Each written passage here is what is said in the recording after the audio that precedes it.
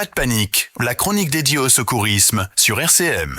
Bonjour docteur Lorraine. Bonjour Bonjour docteur. Vincent, bonjour Anthony. Bon, alors un sujet évidemment estival, les piscines privées, de plus en plus d'ailleurs de piscines privées, différentes formes, différentes tailles, mais attention, danger. Oui, parce que malheureusement, déjà l'an dernier, on en avait parlé, on avait dit que les chiffres augmentaient, et bien de rebelote cette année, en 2026, on fait le constat qu'en 2025, le nombre de noyades a augmenté de plus 14%. C'est beaucoup. Et oui, c'est beaucoup.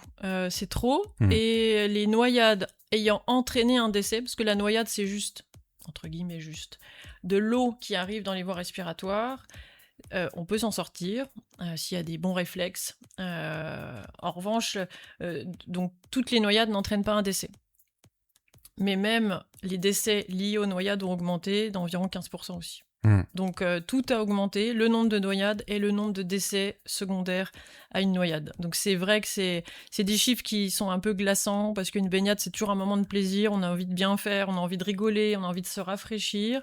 C'est clair que quand on met une piscine privée, une piscine dans son jardin, qui est donc par définition une piscine privée, c'est pour passer des bons moments.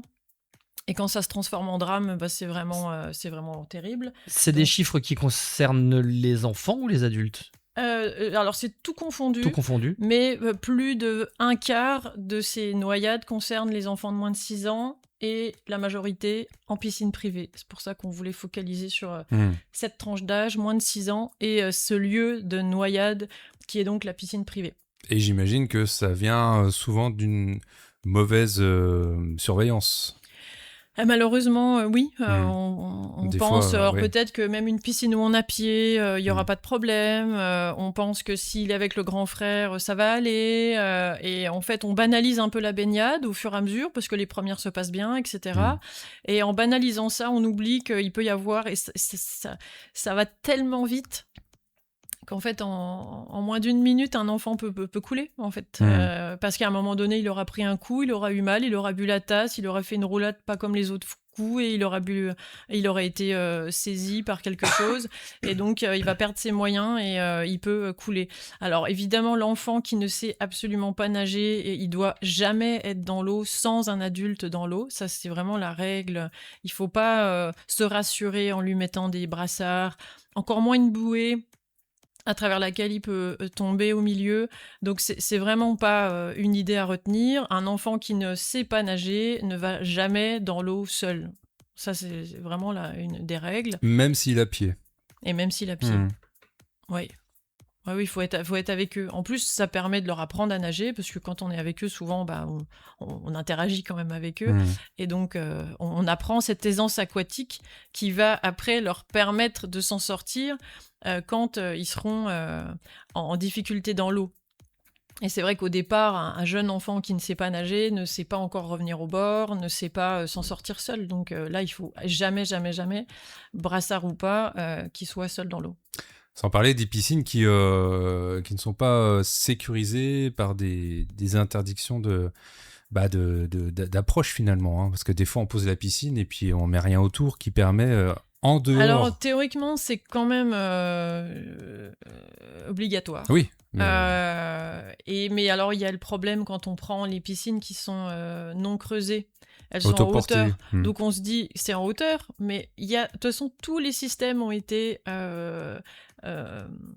à un moment donné défaillants, et il y a eu des accidents pour quasiment tous les systèmes de sécurité. Même des une piscine hors sol, un gamin de 6 ans, il crapahute, il grimpe. Voilà, c'est ça. Et puis alors les bâches, on se dit les bâches, c'est bien, il y a déjà des enfants qui sont passés en dessous. Vraiment, tous les systèmes ont été à un moment donné défaillants. Donc vraiment, c'est la surveillance. Et d'ailleurs, les campagnes de communication vont dans ce sens-là. C'est un enfant qui se baigne, c'est je le quitte pas des yeux. Et c'est vraiment ça. Et si son enfant se noie, on le voit se noyer, on va le chercher, on fait quoi ? Oui, déjà, c'est déjà bien. C'est déjà bien de l'avoir vu. Évidemment, il faut le sortir le plus vite possible. Et puis là, il va falloir analyser la situation, voir s'il a des mouvements spontanés ou pas, s'il respire ou pas. Et c'est une des rares situations où il faut faire les insufflations en premier. C'est-à-dire que si on ne voit pas de mouvement respiratoire, s'il tousse pas, s'il crache pas spontanément l'eau en étant sorti du milieu, il faut stimuler ça et faire l'insufflation. Voilà. Et après, c'est massage cardiaque. Voilà. Donc l'insufflation, c'est le fait de souffler de l'air Oui, dans la bouche. Hein. C'est ça. Ouais. Ouais. Parce que ça va déclencher un réflexe d'expulsion, d'expulsion de l'eau qu'il y a dans les bronches. En bouchant le nez ou peu importe. Un enfant, tu t'y vas sur. Oui. Tu fais les. Ouais. Okay. Si c'est petit, donc. Et après le massage. Après massage. Ouais. Et puis donner l'alerte. Et c'est là où il faut être plusieurs, et c'est là où il faut essayer au moins d'avoir ces réflexes-là, de porter secours, certes, mais de donner l'alerte le plus vite possible. Et de ne pas paniquer. Sujet de notre chronique. Ah ouais. Après, c'est vraiment notre leitmotiv, c'est d'apprendre en mode fun et de dire pas de panique maintenant. À un moment donné, quand c'est son gamin qui est au fond de la piscine, on est fissuré. Donc c'est compliqué, mais il y a beaucoup d'émotions. Mais il faut réussir à faire au moins ces gestes qui sont pas compliqués techniquement. Souffler, c'est comme souffler dans un ballon. Oui, puis même encore qu'on les fasse un peu mal, l'essentiel c'est de les faire. Quoi. Oui. Et ça marche parce que les enfants meurent moins des noyades que les adultes. Voilà. Dans cette proportion, on dit il y a tant de noyades, il y a tant de décès. Les décès proportionnellement sont plus affectés à des noyades pour les adultes et les enfants s'en sortent mieux. Voilà. Donc il faut y croire, il faut surtout faire de la prévention et garder en tête que le plaisir d'une baignade est associé au danger. Et donc ça, il faut pas banaliser une baignade. Jamais.